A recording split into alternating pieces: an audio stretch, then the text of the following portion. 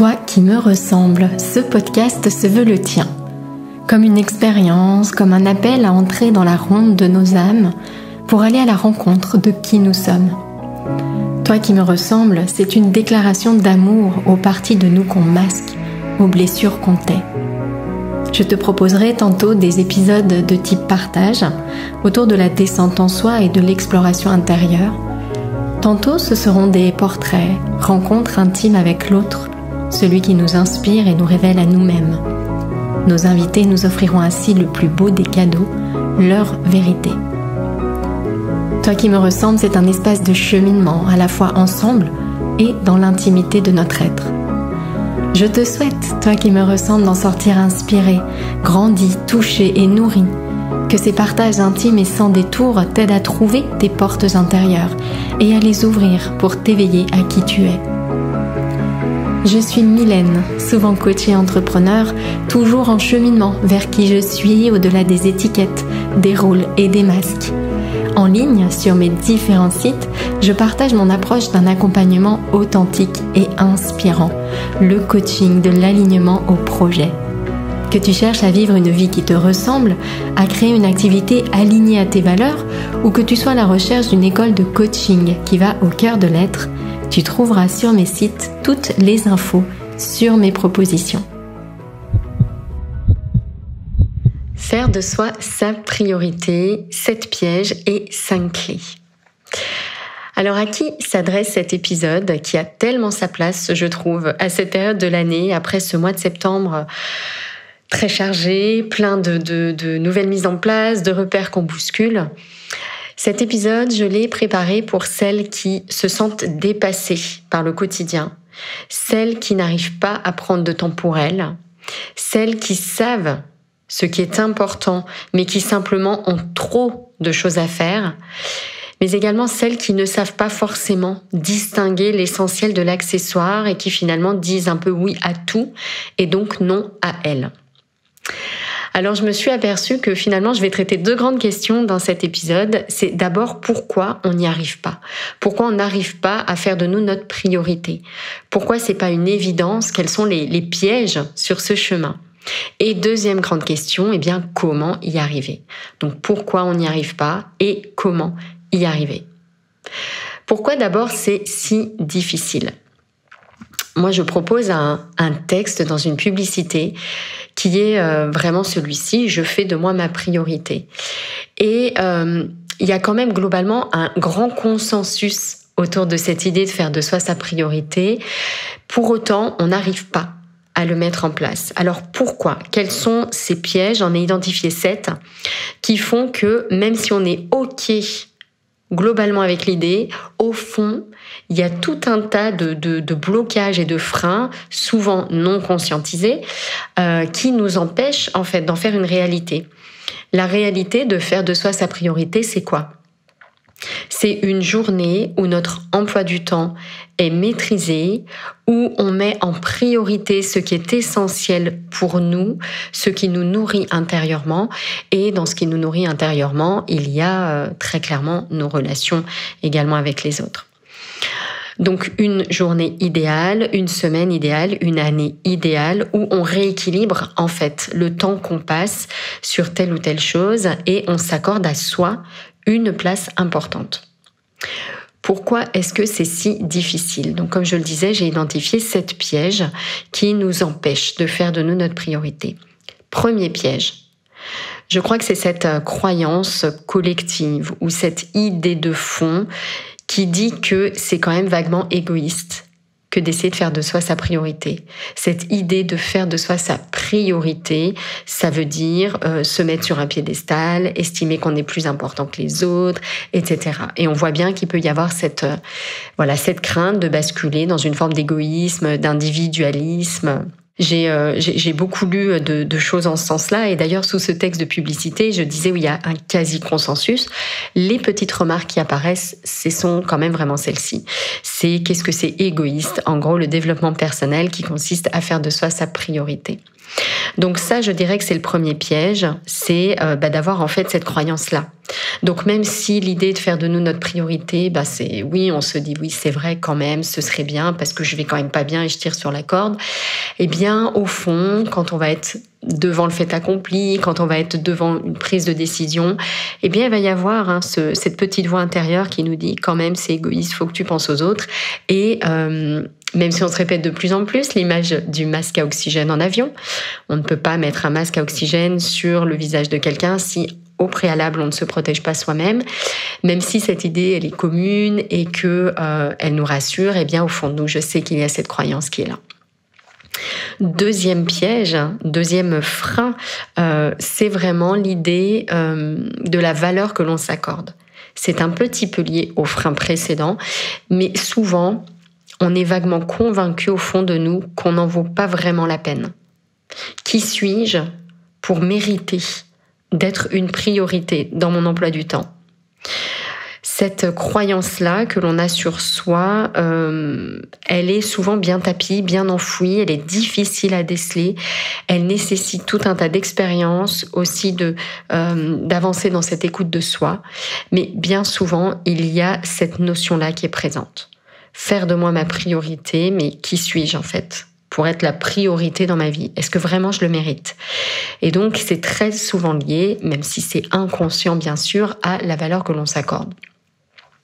Troisième piège sur ce chemin, une troisième raison qui fait qu'on n'y arrive pas, c'est, je dirais, la confusion. La confusion, c'est-à-dire qu'il y a tellement de sollicitations à chaque instant de notre journée, de notre vie. Il y a tellement de demandes qu'on reçoit, tellement de signaux qu'on reçoit de l'extérieur, tellement de perceptions, d'informations qu'on ne sait pas vraiment. On dit un peu oui à tout, oui à ce qui se présente, oui à ce qui est le plus facile finalement pour nous. Et eh bien, on a du mal à dégager, en fait, ce que je disais, l'essentiel de l'accessoire. On se retrouve à mettre un peu tout, en fait, sur le même plan. Vous voyez, on fait pas vraiment de distinction. On ne priorise pas, c'est-à-dire qu'on n'a pas idée de ce qui doit ressortir de cette grande masse. Et donc voilà, on se retrouve avec, oui, trop de choses à faire, très clairement. Quatrième piège, le manque de direction claire. Le manque de direction claire, c'est concrètement faire de moi ma priorité, ça ressemble à quoi ? Ça se manifeste comment ? Et où est-ce que j'ai envie d'aller ? Qu'est-ce que j'ai envie de créer dans ma vie ? J'ai un certain nombre de journées à vivre. Dans chaque journée, il y a 24 heures. Dans chaque heure, il y a 60 minutes. Et en fait, à chaque instant, j'ai une occasion, j'ai une opportunité de créer de manière consciente, d'aller dans la direction que je souhaite. Mais si je ne suis pas au clair avec ça, si je ne sais pas vraiment ce que j'ai envie de créer, qu'est-ce que c'est la vie qui me ressemble ? Ça ressemble à quoi ? Eh bien, si ça, ce n'est pas clair dans mon esprit, ça va être beaucoup plus difficile de distinguer l'essentiel de l'accessoire et de pouvoir justement prioriser et faire de soi sa priorité. Sixième piège ou frein, les dispersions et distractions. Ça rejoint un petit peu ce que je disais, mais là vraiment j'ai envie de mettre l'accent sur la notion de distraction. On vit dans un monde où l'information est de plus en plus accessible. À chaque instant, on a peut-être 10 fois plus d'informations accessibles qu'il y a 30 ans. Alors bien sûr, je pense aux réseaux, moyens de communication, Internet. Aujourd'hui, on a des mails en plus. Aujourd'hui, on a notre téléphone, on a les SMS, on a également Messenger, on a Facebook, Instagram, etc. Les sources, en fait, les canaux d'information sont de plus en plus nombreux et ça va de plus en plus vite. Le nombre de personnes dessus est de plus en plus important. Bref, il y a de plus en plus de propositions. Et ce qu'il y a de vicieux avec toutes ces propositions, c'est qu'elles sont faites pour capter notre attention. Elles sont faites pour nous attirer. Elles jouent sur les biais de notre cerveau pour que ce soit facile, que ce soit tentant, que ce soit attractif et qu'on ait du mal à résister. Donc les distractions, très clairement, c'est un des plus grands pièges à l'heure actuelle que l'on rencontre pour faire de soi sa priorité, pour se tourner vers soi, pour créer sa vie de manière consciente, de manière alignée. Voilà, et produire en fait dans notre vie ce qu'on a envie de produire, ce qui nous tient à cœur, ce qui nous ressemble, ce qui est le fruit de notre unicité. Donc les distractions, c'est un énorme sujet et bien sûr on perd le fil parce que on tombe dans le piège de ces distractions. 6e piège ou frein sur le chemin de faire de soi sa priorité, c'est le manque de temps. Alors le manque de temps, c'est quand même vaguement un faux problème. Un faux problème parce que c'est en réalité plutôt un mélange de tout le reste. C'est pas vraiment de temps qu'on manque, même si, très clairement, plus on a de charges et d'engagement, plus on a de choses à faire, plus il va être challengeant d'aller identifier des blocs de temps pour soi et de les respecter. Mais de manière générale, dans 95% du temps, le vrai sujet, c'est un mélange de tout le reste. Je suis happée, je dis oui à tout, je ne résiste pas, je ne sais pas ce qui est essentiel, accessoire, et bref, ça devient une immense masse de choses et rien n'en ressort. Et puis le dernier piège, le dernier frein qui est vraiment le plus important, je dirais, pour faire de soi sa priorité, ce qui nous en empêche, c'est vraiment l'activité du mental. Parce qu'en réalité, ce qui prend de la place dans notre vie, ce n'est pas tant ce que nous faisons que cette activité invisible, souvent inconsciente, de notre mental. Le mental qui, de manière constante, tourne en boucle des pensées, tourne en boucle des émotions, tourne en boucle des scènes qu'on revit dans notre tête, des choses qu'on n'a pas dites, des choses qu'on aurait dû dire. On dit qu'on a 60 à 80 000 pensées par jour. Et 90% de ces pensées, ce sont les mêmes que la veille. Vous voyez, ce sont des pensées qui se répètent. Donc on a 90% de cette activité mentale qui n'est pas utile, qui ne nous aide pas à avancer. Si on parvient à canaliser cette activité mentale, on va trouver beaucoup plus d'espace dans notre vie. Donc voilà pour moi quels sont les 7 grands freins qui nous empêchent de faire de nous notre priorité, qui font que ce sujet-là, cette décision-là, elle est si difficile à mettre en application. Donc ça, c'était pourquoi on n'y arrive pas. Bon, quand même, je voudrais faire une petite parenthèse, c'est pourquoi c'est essentiel de faire de soi sa priorité. Alors j'évoquais tout à l'heure l'image du masque à oxygène en avion. On ne peut pas prendre soin des autres si on ne prend pas soin de soi en premier. En réalité, les relations, la qualité des relations qu'on va vivre avec les autres est directement liée à la qualité de la relation qu'on entretient avec soi-même. Si on ne prend pas de temps pour soi, si on ne se connaît pas soi-même, ça va être très difficile de connaître l'autre. Quand je dis connaître l'autre, je ne parle pas de ce qui ressort de l'autre de manière visible. Je parle aussi de ce qu'est l'autre en profondeur, de l'âme de l'autre, du cœur de l'autre, de vraiment le comprendre, de pouvoir se relier à lui, voyez, de comprendre qui il est au-delà de ce qu'il nous renvoie comme image. On se ressemble par ce qu'on cache. Et c'est vraiment cette idée-là. C'est de connaître l'autre parce qu'on se connaît soi-même, parce qu'on a pris le temps de descendre en soi. Et donc, si on ne fait pas ce travail de faire de soi sa priorité, d'apprendre à se connaître, d'apprendre à s'écouter, on va aller vers les autres, mais on va y aller pour de mauvaises raisons. On va y aller avec des attentes, on va y aller avec des besoins, on va y aller en fait avec une sorte de charge mentale, émotionnelle, qui est comme un écran entre nous et les autres. Voilà pourquoi c'est si important de faire de soi sa priorité. Et donc maintenant, comment y arriver? Comment éviter? Comment contourner ces pièges? Il y a 2 choses qui me sont venues pendant que je voulais répondre, petit brainstorming à cette question, comment éviter ces pièges? La première grande idée qui vraiment est venue immédiatement pour moi, c'est, et que j'ai vraiment à cœur de vous partager, c'est qu'il y a 2 grandes façons de vivre sa vie et 2 grandes façons de vivre une journée. La première, c'est de la vivre de manière horizontale.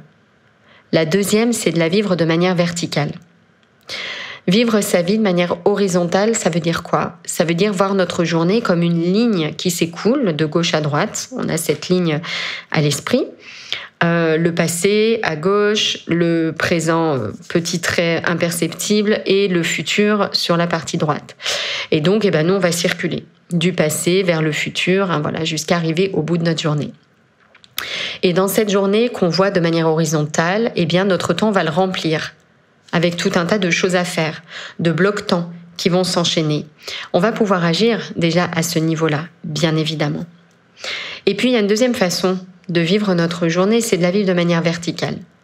La vivre de manière verticale, c'est quoi? Ça veut dire que cet instant présent, c'est une occasion. C'est une occasion de me recentrer, c'est une occasion de descendre en moi, c'est une occasion de me relier à ce qui est essentiel pour moi, à ma nature supérieure, divine, et à l'incarner directement dans cet instant, tout de suite maintenant. Et donc ici, on ne voit plus le temps comme un assemblage de blocs qu'on va empiler, un peu de temps pour ci, un peu de temps pour ça, mais plutôt comme une grande possibilité à chaque instant, une grande ouverture à chaque instant. Et déjà là, je trouve que si on prend conscience déjà de cette différence de vision, on se rend compte qu'à chaque instant, quoi que l'on fasse, on a une occasion d'être avec soi-même. D'être avec soi-même et de faire de soi sa priorité. Donc ça déjà, c'est la première grande clé que je voulais partager. C'est vraiment d'essayer d'évoluer dans votre conception du temps, dans sa conception du temps. Passer de ce temps horizontal que je remplis à ce temps vertical qui me nourrit, qui m'exprime. Vous voyez, ce temps, cette occasion donnée de me manifester. Et puis la deuxième grande chose que je voulais vraiment vous transmettre ici, c'est l'importance de programmer. L'importance de programmer, c'est-à-dire d'avoir une discipline. Ne serait-ce que pour se rappeler à soi-même l'importance de vivre sa journée de manière verticale, de se recentrer sur soi de temps en temps, il était essentiel d'avoir des rappels réguliers, de mettre en place une programmation, c'est-à-dire vraiment d'organiser sa journée en amont pour résister face à tous les pièges que j'ai évoqués, que ce soit des croyances, que ce soit des distractions, la dispersion, la confusion, etc. Et l'activité mentale, bien sûr. Donc ça, c'est vraiment un point fondamental. C'est programmation. Organisation en amont de ses journées, de son temps. C'est cette fameuse citation d'Abraham Lincoln que vous connaissez sûrement. Si j'avais 8 heures pour couper un arbre, j'en passerais 6 à affûter ma hache. Or, nous, bien sûr, qu'est-ce qu'on fait chaque jour? On se lance directement sur les choses et on ne prend pas le temps en amont de faire cette fameuse distinction essentielle, accessoire. Quelle est ma direction? Qu'ai-je envie de créer aujourd'hui? Par quoi ça doit passer? Combien parmi vous prenez réellement le temps de cette programmation minutieuse, 15-20 minutes en début de journée? Et j'ai beaucoup de personnes, quand je partage autour de ces thématiques, qui me disent en substance « Oui, mais je trouve que programmer, ça enlève de la spontanéité à la vie et je préfère suivre mon intuition. » Attention à croire que l'on peut être plus fort que les distractions. C'est extrêmement bien fait, les distractions qu'on vit aujourd'hui. Vous le voyez, les vidéos sont de plus en plus courtes, ça va de plus en plus vite, il y a de plus en plus de montage, on n'arrive plus à rester concentré 10 minutes sur quelque chose qui ne bouge pas. On n'arrive plus à lire des livres qui sont trop denses, on n'arrive plus à canaliser notre attention. Ça va être vraiment un des plus grands challenges, je pense, de ce 21e siècle et peut-être des suivants. Attention donc à croire que l'on peut être plus fort que ça. Il est vraiment essentiel de reprendre le plein usage de son emploi du temps avec des temps de programmation. Et encore une fois, qu'on s'inscrive dans une vision horizontale ou une vision verticale. Comment est-ce que je me rappelle à moi-même de me recentrer sur moi en cet instant par des rappels? On a besoin de ces rappels, sinon on va être happé par tous les pièges que j'ai évoqués et sûrement plein d'autres que je n'ai pas évoqués. Donc moi, ce que j'aimerais vous proposer maintenant, c'est pendant quelques minutes, vraiment vous dire exactement comment je m'y prends. Au quotidien, vraiment dans cette programmation, à quoi ça ressemble. J'ai d'un côté le challenge d'une entreprise avec des créations d'activités, avec du pilotage, avec une équipe, avec de la conception, avec des accompagnements. Je vis aussi le challenge d'être maman, d'être femme, d'être épouse, d'avoir une multitude de casquettes, comme vous toutes. Donc comment est-ce que je fais concrètement pour réussir à faire de moi ma priorité au milieu de tout cela? Pour moi, il y a 5 étapes. Première étape, c'est de prendre un moment, peut-être une fois par an, pour travailler sur 3 choses. Première chose, ma bucket list. La liste de toutes les expériences, toutes les créations, tout ce que j'ai envie d'accomplir et de vivre dans ma vie. Alors on fait cette bucket list comme si on allait vivre encore longtemps, on est optimiste, donc voilà, c'est une grande liste de choses qu'on a absolument envie d'accomplir avant de mourir. Deuxième document, c'est la liste des pratiques aléatoires. Moi, c'est quelque chose qui m'aide énormément au quotidien, que j'adore. Depuis que j'ai conçu mon programme Expérience et ce challenge de défis autour du développement personnel, je les ai tous réunis dans une grande liste, numérotée. Et en fait, pendant des blocs temps de pratiques aléatoires, j'en pioche une au hasard. Je me suis rendu compte que le hasard fait très très bien les choses, pour ne pas dire qu'il n'existe pas. Et donc, en réalité, je pioche toujours dans cette liste exactement la pratique dont j'ai besoin à cet instant. Donc, une fois par an, avoir cette liste de pratiques aléatoires qu'on peut éventuellement enrichir. Voilà. Ça, c'est le deuxième document fondamental. Et le troisième document fondamental, c'est la to-be list. La to-be list, c'est la liste des activités qui me nourrissent profondément, qui me font vibrer, qui entrent, on pourrait dire, en résonance avec mon cœur, avec mon âme. Par exemple, ici, je vais avoir du chant sacré, je vais avoir un temps de jeu, je vais avoir un temps d'aide de mes clientes, je vais avoir un temps de lecture, je vais avoir aussi un temps d'apprentissage. Bref, c'est vraiment faire la liste de toutes ces activités qui vous nourrissent profondément. Ça, c'est la première étape. 3 documents que je prépare. Ils sont prêts aujourd'hui, mais je les mets à jour à peu près une fois par an. Deuxième étape, comment je m'y prends?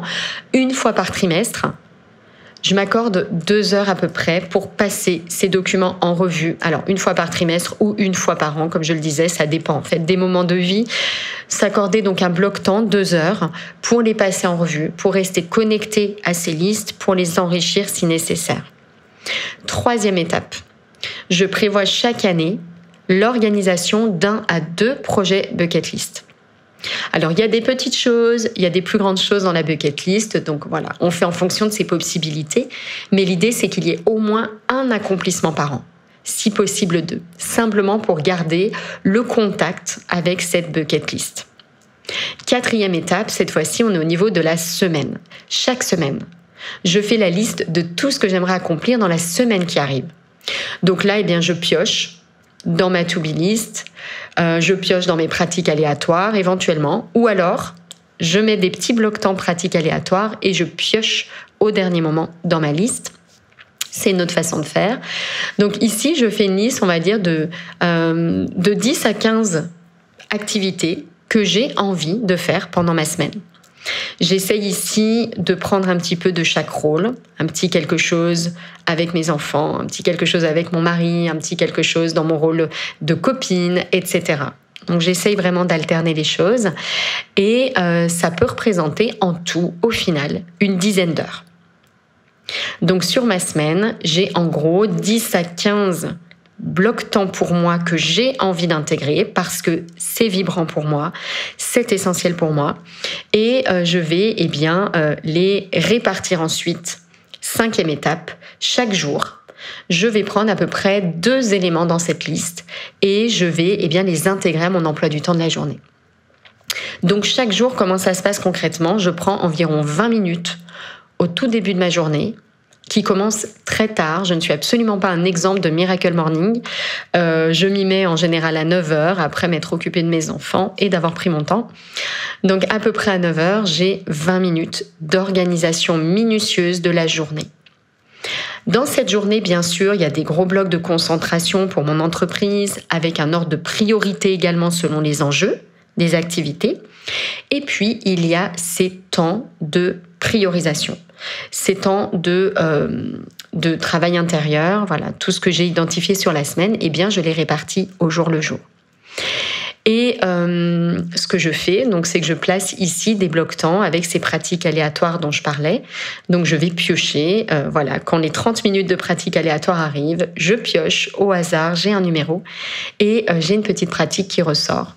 Et ça apporte beaucoup de fraîcheur, je trouve, dans ces petits moments pour soi, que de ne pas avoir des choses trop cadrées. Voyez, mais de laisser vraiment une part de spontanéité et de jeu, parce que j'aime m'amuser et j'aime piocher. Voilà, ce petit numéro au hasard.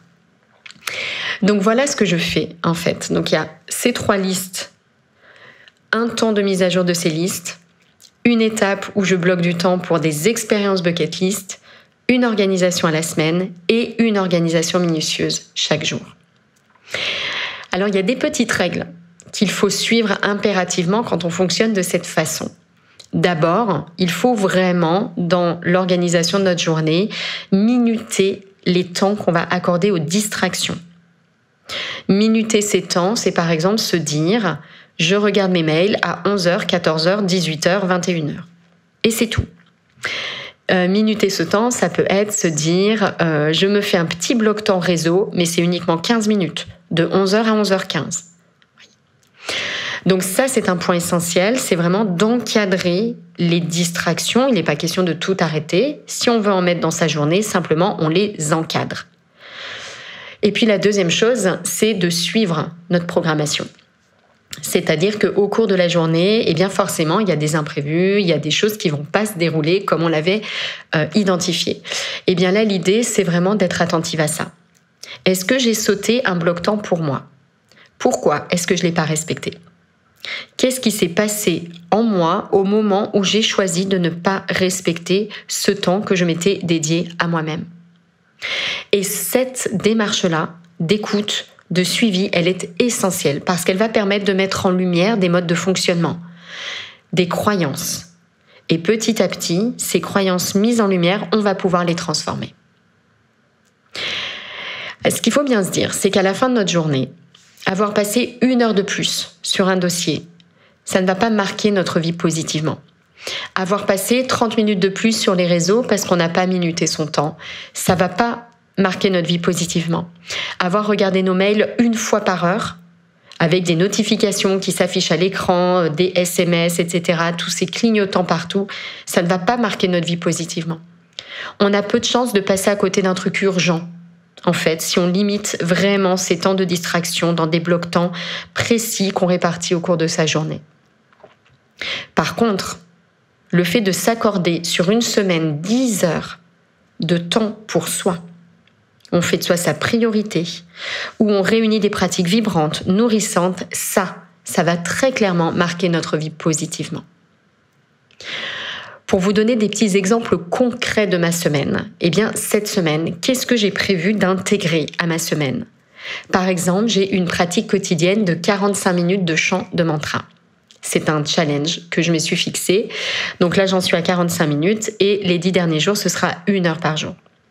Je me suis prévu cette semaine un bloc-temps d'1h30 de sport et de jeu. J'ai prévu un bloc-temps d'1 heure d'écriture intuitive. J'ai prévu un moment, temps indéfini, de transmission autour du bocal à défi avec mes enfants. C'est un petit jeu qu'on fait ensemble et où je leur transmets petit à petit des grandes aptitudes. J'ai prévu un moment de chant inspiré sous la forme d'un cercle de chant. J'ai prévu 3 blocs-temps de lecture de 3 livres que je lis en ce moment. Bref, vous voyez que dans cette semaine, il y a en tout, ça représente en gros une dizaine d'heures vraiment de temps où je fais de moi ma priorité. Et peut-être que ça semble beaucoup, mais en réalité, en programmant les choses, en ne laissant pas d'autre choix à ces espaces-temps que de prendre leur place dans notre emploi du temps, eh bien, on y arrive. On y arrive. Autre chose donc essentielle, c'est vraiment de suivre ce respect du programme, comme je le disais. Donc chaque jour, il faut avoir également un temps d'analyse de 15 minutes, par exemple en fin de journée. Qu'est-ce que je n'ai pas respecté ? Même chose en fin de semaine, pour simplement mieux programmer la prochaine fois. Et puis encore une fois, comme je le disais, déceler les croyances qui nous limitent, telles que celle-ci, je n'ai pas le droit de prendre ce temps pour moi. Il faut absolument que je passe plus de temps sur tel ou tel dossier. Alors que la vérité, c'est qu'on passe chaque semaine des heures sur des activités accessoires, voire inutiles, voire néfastes. Simplement quelques petites idées d'exercices que je fais dans le programme Expérience pour avancer sur ces sujets-là. Et d'ailleurs, peut-être que je vais les intégrer à la fiche d'auto-coaching que vous allez pouvoir télécharger dans le descriptif de cet épisode pour aller plus loin sur cette thématique de faire de vous votre priorité. D'abord, l'exercice de la to-be list. Ça, c'est un exercice que je propose aux membres. C'est vraiment de rédiger la liste et je leur explique comment faire de tout ce qui est vibrant pour soi. Deuxième exercice que l'on fait, c'est un petit programme progressif pour reprendre contact avec soi-même et écouter ce qui se passe en soi. Troisième exercice, sous la forme d'une grille et de questions, je propose des outils pour programmer son quotidien, pour réussir en fait une programmation efficace et pour pouvoir suivre sa programmation pour simplement caser dans une journée absolument tout ce qu'on a envie de caser.